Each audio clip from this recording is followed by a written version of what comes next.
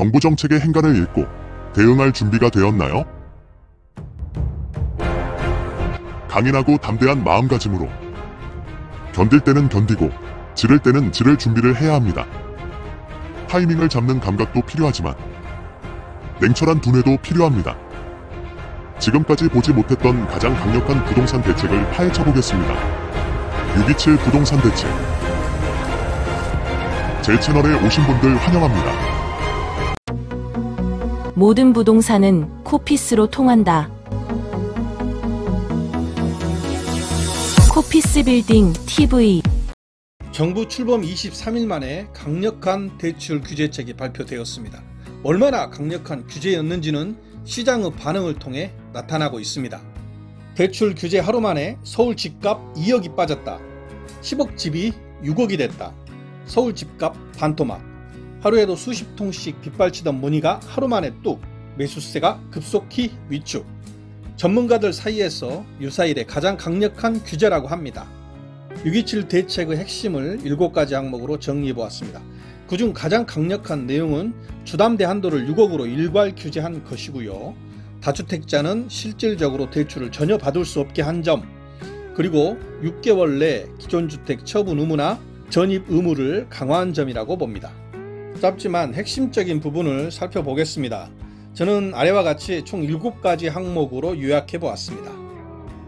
그 전에 이미 움직이신 분들도 제 주변에 있습니다. 이미 계약을 해서 잔금을 준비하고 있는데 날벼락이 떨어졌죠. 이 경우 어떻게 될까요? 시행일 전까지 대출 신청 접수를 한 경우 또는 제 지인처럼 계약만 한 경우 모두 종전 규정이 적용됩니다. 다만 계약금을 납부한 정식 계약이어야 합니다. 그렇다면 가계약은 인정이 안 된다는 뜻이죠. 이번 대출 규제는 전세 대출도 제한이 되는데요. 이 경우에도 시행일 전까지 임대차 계약을 체결하고 이미 계약금을 납부한 경우는 종전 규정이 적용됩니다. 계약갱신 청구권 사용 등 전세 계약의 연장으로 인한 대출 후 연장도 종전 규정이 적용됩니다. 증액 없이 단순한 기한 연장이나 금리 또는 만기 조건만 변경되는 재약정 등은 종전 규정이 적용되는 것에 반해서 기존 대출이 증액이 되거나 타행 대환이 되거나 만기 연장하는 경우에는 강화된 조치가 적용됩니다. 항목별로 살펴보겠습니다. 수도권 주담대 한도를 6억 원으로 일괄 제한합니다. 지금까지는 금액대별 일정 비율로 대출이 이루어졌습니다. 10억 아파트는 5억, 20억 아파트는 10억 이런 식으로 말이죠. 하지만 앞으로는 10억이건 50억이건 한도는 무조건 6억 이내만 대출이 가능합니다. 사실상 강남권 등 고가 아파트는 대출을 이용해서 매수할 수는 없습니다. 생애 최초 주담대도 LTV 80%에서 70%로 하향 조정됩니다. 6억 원 아파트는 6천만 원이 감소되고요. 7억 원 아파트는 7천만 원, 8억 원은 8천만 원이 감소됩니다. 다주택자의 경우 신규 주담대가 사실상 금지됩니다.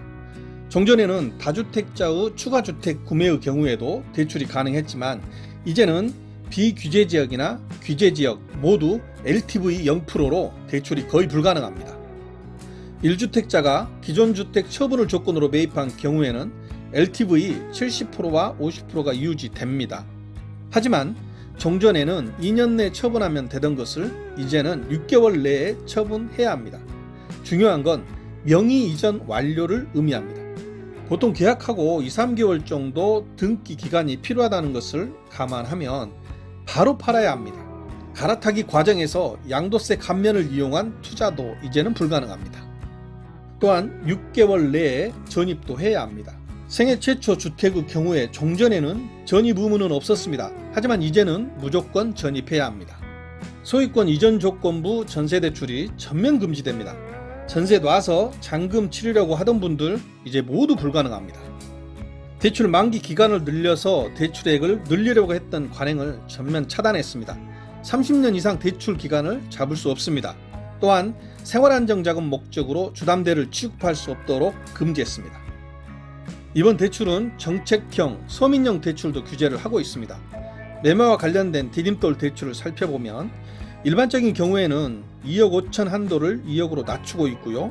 생초나 청년의 경우도 3억에서 2억 4천으로 6천만 원 낮췄습니다. 신혼부부 경우도 4억에서 3억 2천으로 8천만 원을 낮췄고요. 신생아도 5억에서 4억으로 1억을 낮췄습니다. 신용대출도 축소를 했습니다. 종전에는 연소득 1에서 2배 내에서 이루어졌는데 앞으로는 차주별 연소득 내에서만 가능하도록 축소를 했습니다. 규정 위반 시에는 대출금이 즉시 회수되고 향후 3년간 주택 관련 대출을 받을 수 없습니다.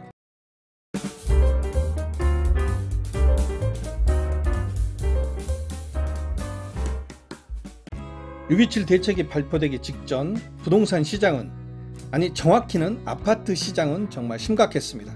패닉바잉, 역대급 불장, 수억씩 쑥쑥 올라 연일 매스컴에서 난리가 났었습니다. 가계대출도 4월에는 5조 3천억, 5월은 6조 원으로 증가되면서 주담대가 정말 가파르게 증가했습니다. 가뜩이나 가계대출 위험신호가 쏟아지고 있는데도 말이죠. 거래량도 2025년 3월에는 3만 6천 건, 4월에는 3만 4천 건 증가세가 이어지고 있었습니다. 더 이상 미룰 수는 없었습니다. 취임 후 3주밖에 안 된 상황이지만 정책을 수립할 수 있는 장관이나 실무자도 인선이 되지 않았지만 대책을 더는 미룰 수 없다는 상황으로 인식한 결과입니다. 하지만 가장 중요한 게 빠져 있습니다. 누구나 인정하는 그것, 바로 공급대책입니다. 확실하고 제대로 된 공급대책이 받쳐주지 않는다면 가장 강력하다고 평해지는 이번 대책은 가장 강력한 독이 될 수도 있습니다. 대책이 발표된 이후 어쩔 수 없이 하락세로 이어지고 있습니다. 하지만 7월 달에 발표되는 주택 공급 정책을 봐야 합니다.